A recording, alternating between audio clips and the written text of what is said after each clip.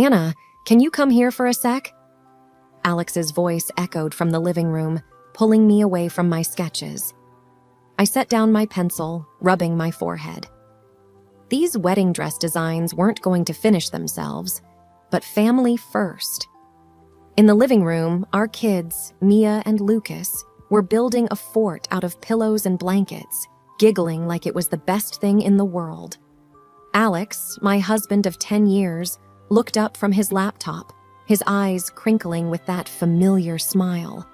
"Hey, love," I said, leaning in for a quick kiss. "What's up?" Alex's smile faltered a bit.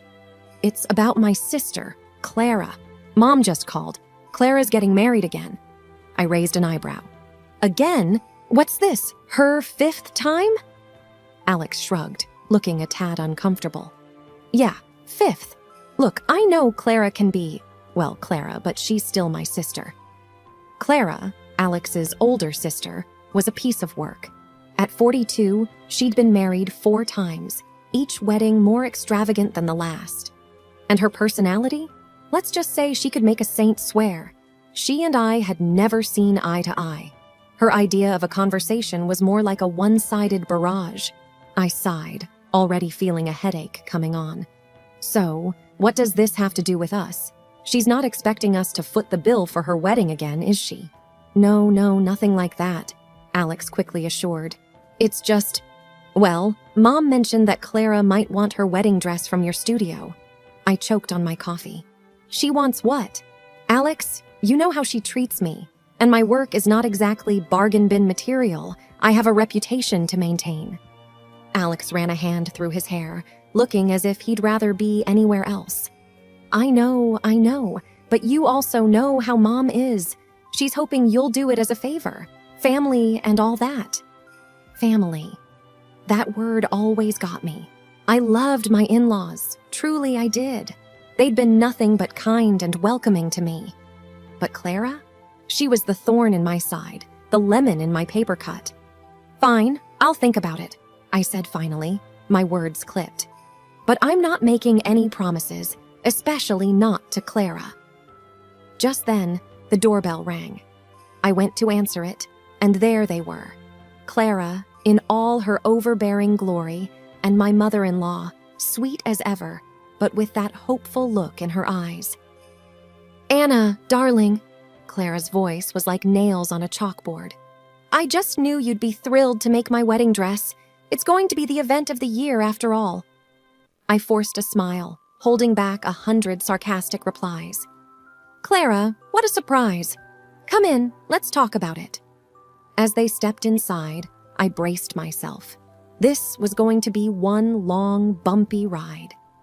The next day, Clara barged into my studio like she owned the place, her heels clicking loudly against the floor. My mother-in-law, Mrs. Thompson, trailed behind her, her expression apologetic. I put on my best professional smile, though inside, I was anything but pleased. "Welcome to my studio," I greeted, gesturing around the room filled with mannequins draped in elegant fabrics. "Let's talk about what you're looking for in a wedding dress." Clara didn't waste a second. "I want something spectacular, Anna. This is my 5th wedding, and it has to top all the others. I'm thinking something bold, something that screams Clara." I nodded, trying to keep my tone neutral. "Of course. Do you have any specific designs in mind?" She waved her hand dismissively. "You're the designer. Impress me. But remember, it needs to be grand. I want everyone's jaw to drop." Mrs. Thompson gave me a pleading look. I knew she was caught between her daughter's demands and her respect for my work. I sighed inwardly. Family peace was a delicate thing. "All right, Clara. I'll come up with a few designs. But we need to discuss the budget and timeline.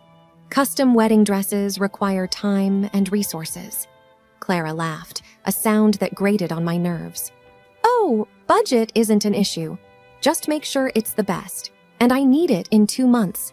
That shouldn't be a problem for a professional like you, right? 2 months.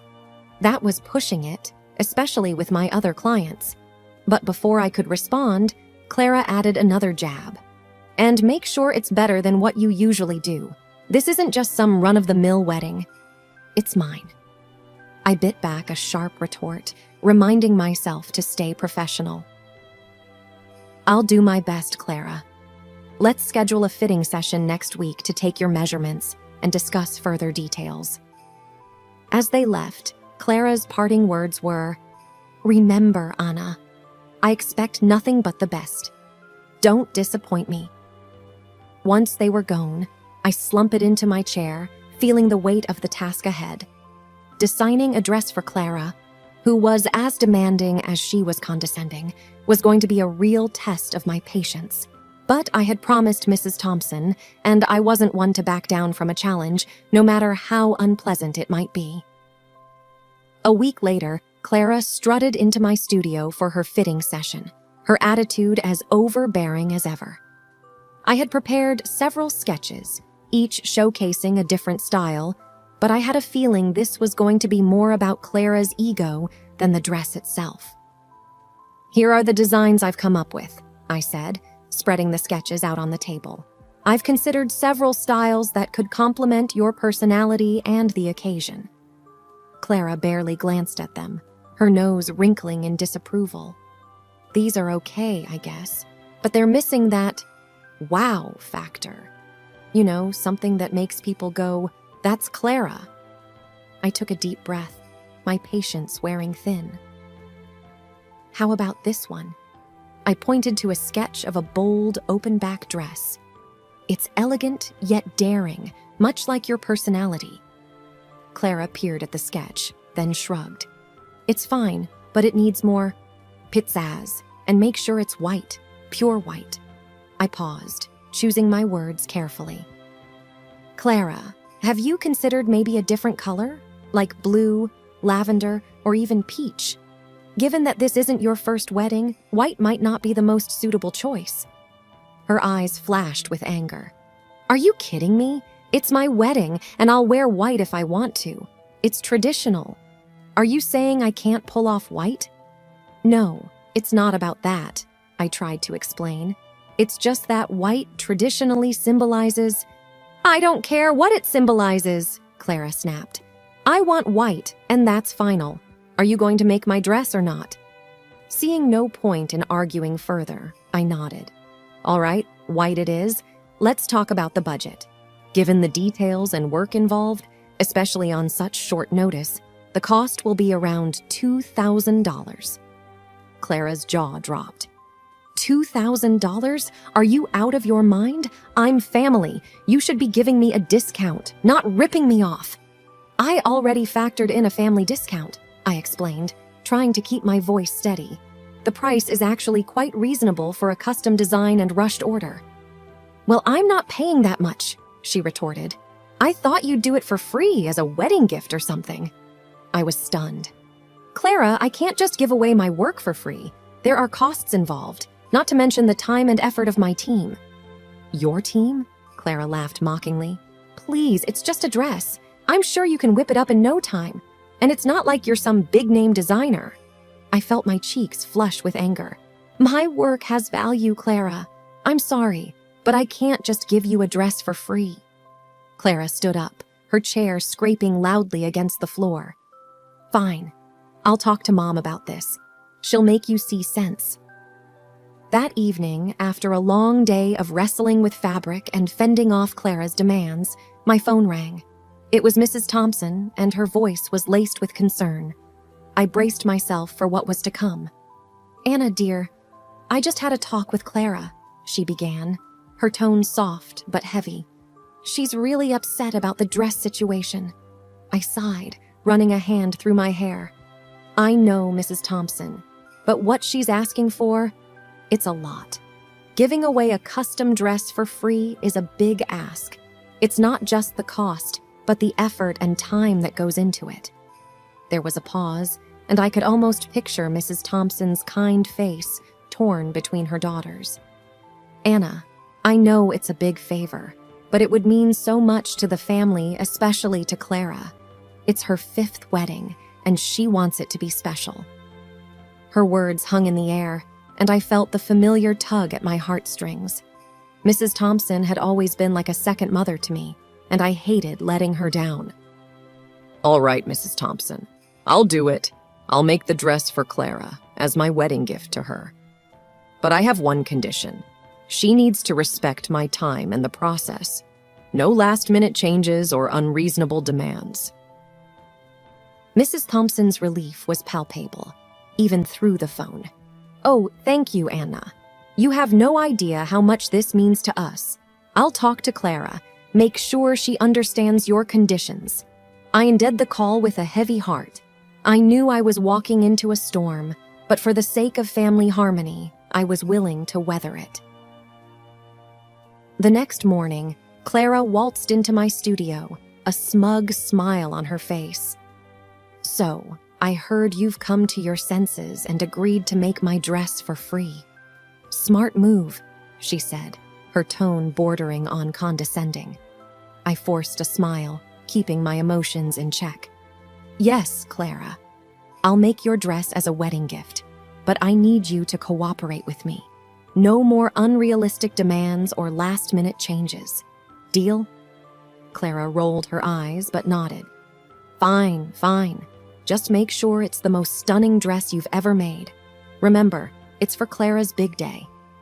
The following weeks were a blur of fabric, measurements, and constant alterations. Clara was proving to be as difficult a client as I had feared. Every fitting session felt like a battle, her demands growing more outlandish each time. Anna, this isn't what I pictured at all, Clara exclaimed during one of her fittings, looking at herself in the mirror with a frown. The neckline needs to be lower, much lower. And where's the wow factor I asked for? I kept my voice calm, though inside I was anything but. Clara, we've already adjusted the neckline twice. Any lower and it won't be appropriate. As for the wow factor, I've added the embellishments you requested. She huffed, turning this way and that in front of the mirror. It's just not enough. I want people to be stunned, speechless even. Can't you add some more sparkle or something? Clara, there's only so much I can do without changing the entire design, I replied, trying to maintain a professional demeanor. And we're running out of time. The wedding is in 3 weeks. Well, you're the designer. You figure it out, she snapped. Just make it happen. I have to look perfect. As she left the studio, I felt a knot of frustration in my stomach. Designing a dress was one thing.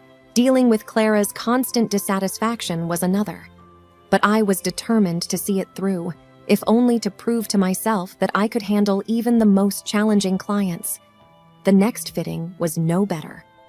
Clara walked in, her arms crossed and her expression sour.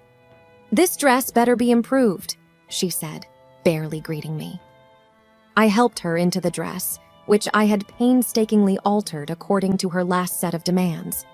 I held my breath as she looked at herself in the mirror. It's better, but it's still missing something, Clara decided after a long moment. Maybe some more lace around the waist, and the train needs to be longer. Clara, we're really tight on time, I reminded her gently. Every change you request means more hours of work, and we need to make sure the dress is ready for your wedding day. She waved her hand dismissively. Just do whatever you have to do. I need this dress to be perfect, remember? It's my day, and everything needs to be just right. A week before the wedding, I was stitching the last of the pearls onto Clara's dress when my phone buzzed. It was a call from my friend Lisa, who also happened to be friends with Clara. Hey, Anna, just calling to chat about Clara's wedding. Can you believe it's almost here? Lisa's voice was light, but I could sense something was off. Yeah, it's been quite the journey with the dress, I replied, trying to keep my tone neutral. Lisa hesitated before speaking again. So, I was looking over the guest list. I didn't see your name on it. There must be some mistake, right? You're the one making her dress after all. My hand froze mid-stitch. What? I'm not on the guest list? I double-checked, Anna. Your name's not there. I thought it was odd, given you're practically family.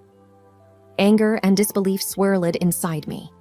After everything I'd done for Clara, she hadn't even bothered to invite me to the wedding? I'll look into it, Lisa. Thanks for letting me know, I managed to say before ending the call. My mind raced as I dialed Clara's number, my fingers trembling slightly. Anna, what do you want? I'm busy with wedding stuff, Clara answered, her voice brusque. Clara, I just found out I'm not on your wedding guest list. Surely this is some mistake. I tried to keep my voice steady. Oh, that. No mistake. I didn't invite you, she said casually, as if it were the most normal thing in the world. I was stunned into silence for a moment. You didn't invite me? After I've been working day and night on your wedding dress? Clara's laugh was cold. Come on, Anna. You're just the dressmaker. Besides, it's not like we're friends. Why would I invite you? I struggled to process her words. But I'm your sister-in-law, and this dress, it's my gift to you. Gift or not, I don't want you at my wedding. You don't fit in with my guests, Anna. It's a high-class event, not some local craft fair. Her words stung like a slap. I took a deep breath, trying to keep my composure. Fine, Clara. I hope your wedding goes as you wish. I hung up, feeling a mix of hurt and anger. I had put so much of myself into that dress, and this was how she repaid me? I felt foolish, naive, for thinking that maybe, just maybe, Clara would appreciate my gesture. But no, she was the same self-centered person she always had been, and I was the one left feeling like a fool. A few days before the wedding, as I put the final touches on Clara's dress, an idea began to form in my mind. If Clara thought she could use me and then toss me aside like an old rag, she had another thing coming. During the final fitting, Clara was her usual unpleasant self. Make sure this is tight. I want to look stunning, she demanded, eyeing her reflection in the mirror. I forced a smile, nodding. Of course, Clara, it'll be perfect. As she twirled in front of the mirror, I added, There's just a small adjustment I need to make. It won't take long. Clara eyed me suspiciously. What kind of adjustment? Just a minor tweak to the train. I want it to be absolutely perfect for you, I said, my voice dripping with feigned sweetness. Hurry up then. And remember, you're bringing the dress to my place on the wedding day. I don't want any last-minute disasters, she ordered, her tone dismissive. The day of the wedding arrived, and with a devious smile, I packed up the dress, or rather, what Clara thought was the dress, and headed to her place. My husband, Alex, drove me, his expression a mix of confusion and concern. Are you sure about this, Anna? He asked, glancing over at me. I've never been more sure of anything, I replied, my resolve steeling. We pulled up to Clara's house, and I could see the hustle and bustle of the wedding preparations through the open door. Taking a deep breath, I carried the box up to the front door, where Clara was waiting, her expression impatient. It's about time, she snapped, snatching the box from my hands. Now get out. You've done your part. I smiled, a real smile this time. Enjoy your wedding, Clara. Alex and I turned to leave, and as we drove away, I couldn't help the feeling of triumph that bubbled inside me. An hour later, my phone rang. It was Clara, and she was absolutely livid. What is this? Where's my dress? I feigned innocence. What do you mean? I gave you the dress. This is a joke, right? This is just a piece of plain fabric.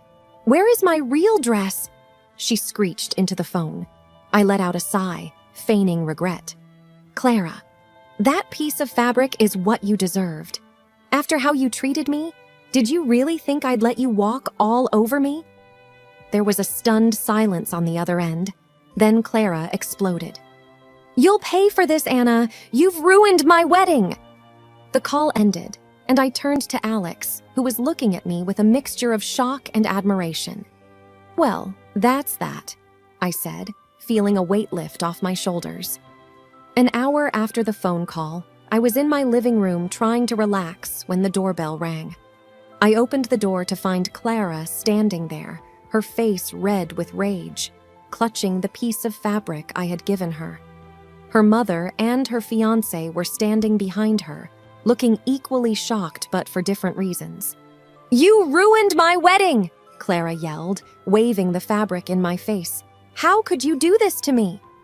I crossed my arms, meeting her anger with calm. "I did exactly what you asked for, Clara. You got the dress you deserved." Her fiancé, who had been quiet until now, spoke up. "Clara, what's going on? Why are you holding a piece of fabric?"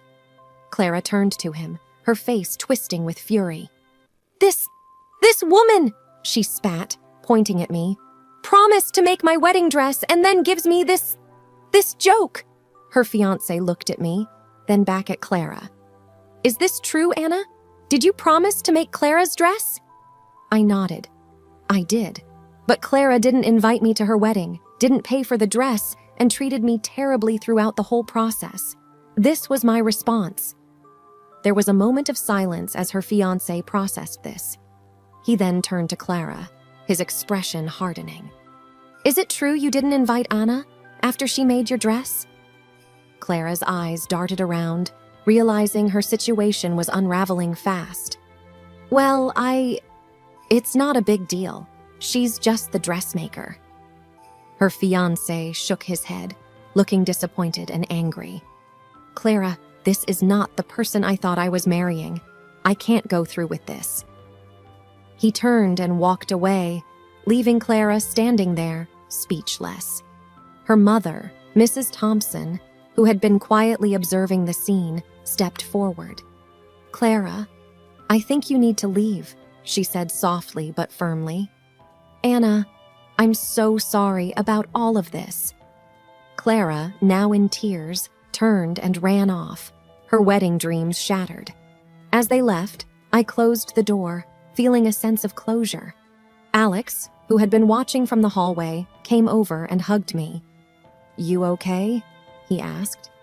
I nodded, leaning into his embrace. "Yeah, I'm okay. I just hope Clara learned something from all this." The rest of the day passed quietly. As I sat down in my studio later, I realized that sometimes standing up for yourself means making tough choices, but in the end, it's worth it.